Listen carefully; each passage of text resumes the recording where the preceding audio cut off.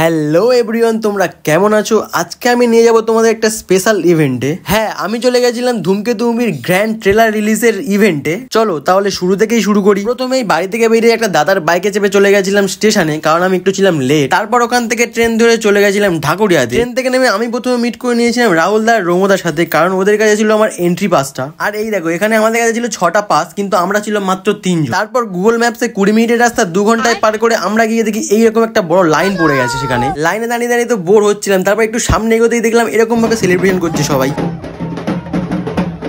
আর এই ইভেন্টটা হয়েছিল রবীন্দ্র সরোবর নজরুল মঞ্চে। তোমরা জাস্ট এই লাইনটা দেখো, এই লাইনটা দেখলেই বোঝা যায় দেবদার জন্য দেবদার ফ্যানরা কতটাই পাগল। ফাইনালি আমাদের হাতে একটা ব্যান্ড ও একটা ব্যাজ দিয়ে আমাদের ভিতরে এন্ট্রি করানো হয়েছিল। বাংলা সিনেমার এরকম ভাবে প্রমোশন আমি এই প্রথমবার দেখলাম, জাস্ট অসাধারণ। তারপর ওই জায়গাটার ভাইবটা আমি একটু এনজয় করছিলাম, তোমরা জাস্ট দেখো।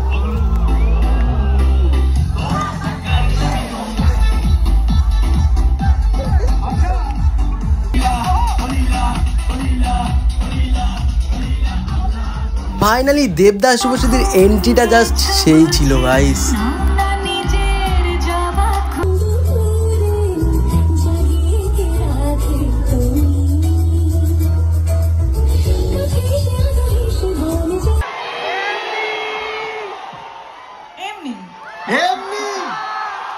আচ্ছা আচ্ছা, বুঝতে পেরেছি।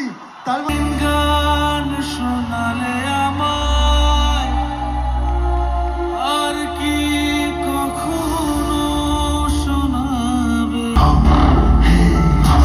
চলো ইভেন্ট কমপ্লিট করে আমি তো বেরিয়ে পড়েছি, এবার যেতে হবে বাড়ির দিকে। টাটা, দেখা হবে কোনো ভালো একটা মিনি ব্লগ নিয়ে। বাই।